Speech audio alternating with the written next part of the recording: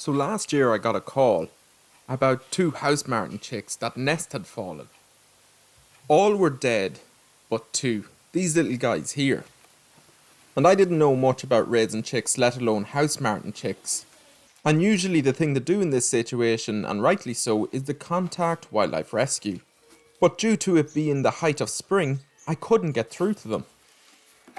Or at least for 5 days or so. So this is just my week or so with the house martin chicks.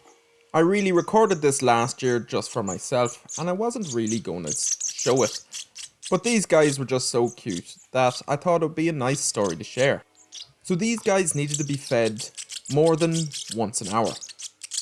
And for house martin chicks and swallow chicks, the good option for food was crickets. So we actually called the larger chick Cricket and the smaller one Shrimp.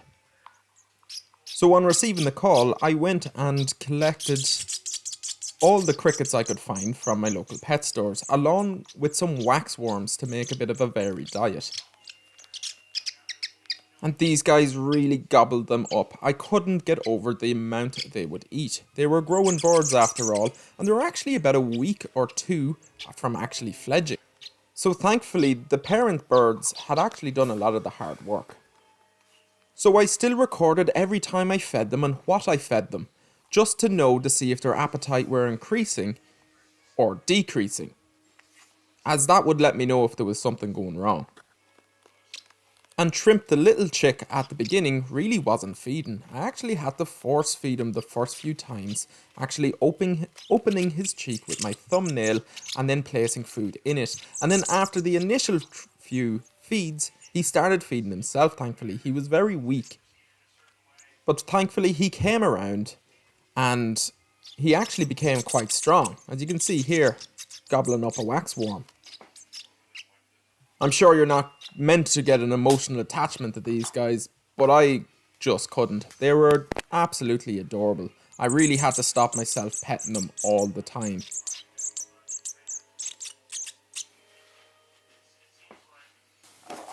If I had to pick the hardest thing to do, it was the crickets. They absolutely stank. And also, their heads were indigestible to the little birds. So I had to behead every cricket before feeding them. But looking down at these little faces made it a whole lot easier.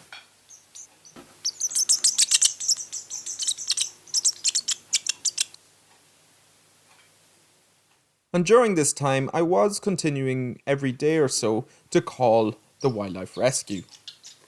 As these birds, house martin, ideally want to be fledged among other birds and into a colony.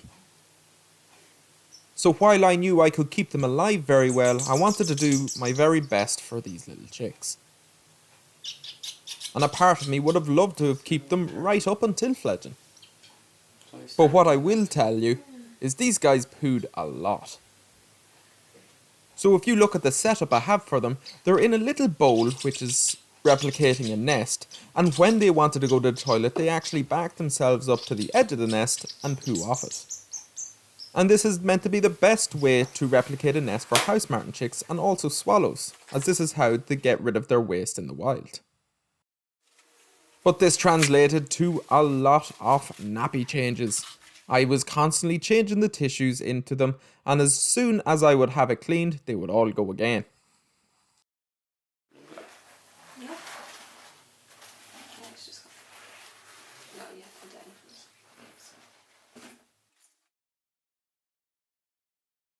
So as much as I wanted to sit around and play with them all day, the best method was to keep them in a dark place in the corner of the house, in a quiet corner of the house. And this is how I did that. I closed the lid of the box and just threw a tea towel over it, just leaving a little bit of space for them to look out or see a little bit of light to try to best replicate a natural nest in the wild. And after about 40 minutes or so, generally, I would start hearing chirping from the box, and sure enough, they were getting hungry again. And they gobbled up crickets and waxworm like it was nobody's business. They really were extraordinarily cute little chicks.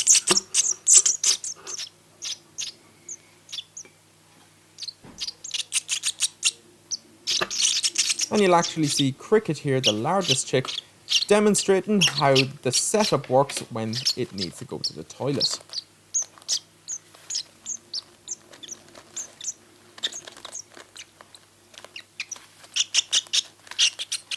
And there we go. I'm sure any of you guys who have house martins nesting under the eaves of your house know this mess all too well. But in my opinion, a small price to pay to have company of these lovely birds every spring. And my hope for these birds is if I could get them to make that journey back to Africa, as that's where the parents migrate from every summer to Ireland.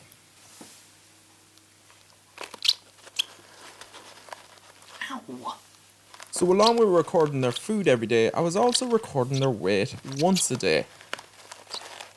This was so I would have a record for them when handing them over to a wildlife rescue, and also to let me know if I'm feeding them enough. If I wasn't feeding them enough, they would be losing weight, and if they were, they should be gaining weight. And you can see why. I was using tissue to weigh them, Shrimp leaving me a little present there to clean up after him. I noticed actually if you were ever handling the bird, it seemed to stimulate them enough to go to the toilet. I have to say it is really a lot of work taking care of these chicks.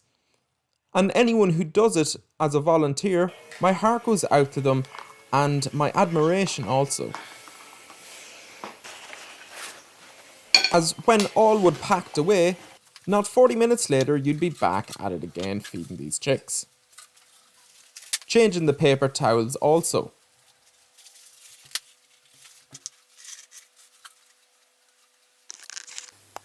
But just look at those stupidly cute little faces. There really isn't a lot you wouldn't do to keep them alive.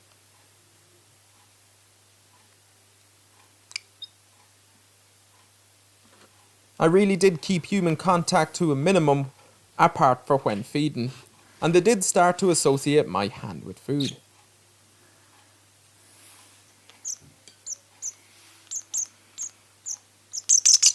So I finally did get in contact with a lady that would be able to care for them, or at the very least bring them to someone else who actively cares for house martin chicks.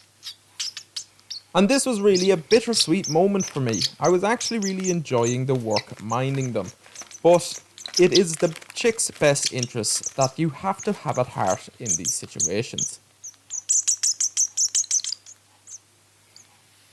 And of course, a part of me would have loved to been able to video all of it and video it to the fledgling and being able to produce that video of them going back to the wild. But that wouldn't have made a bit of difference to these two little birds. And I knew getting them into a colony and fledging with a colony would hugely increase a successful migration to Africa, as it would be able to learn feeding from other birds and also the natural habits of these birds.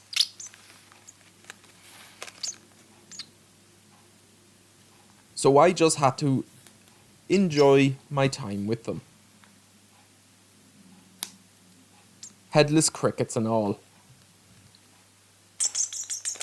But there was also another reason why I wanted a professional to take over from the care of these chicks. Just look at Cricket, the healthier chick, flapping his wings when I coax him to do so.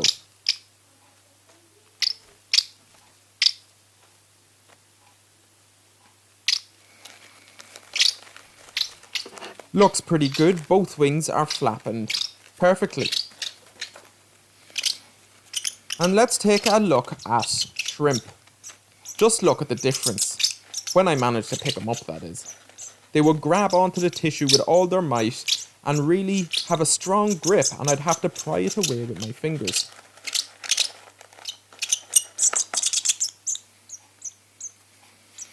Just watch. You can see Shrimp had a damaged or lame wing.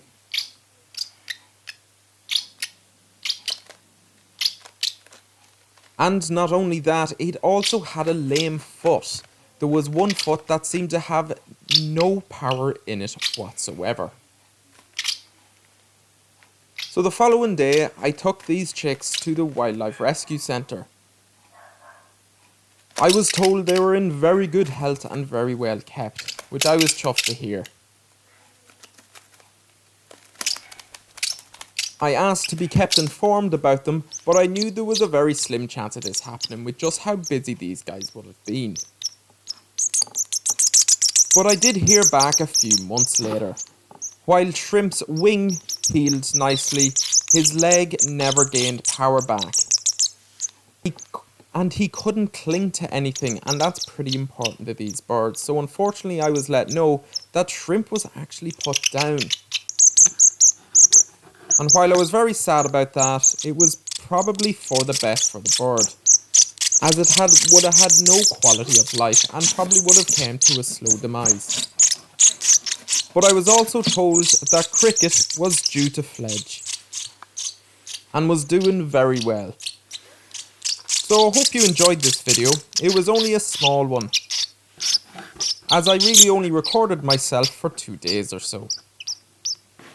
But I did think it was worth showing you these little faces. And I'm hoping he made it his way down to Africa and is making his way back this summer. It would be great if he could have some chicks of his own.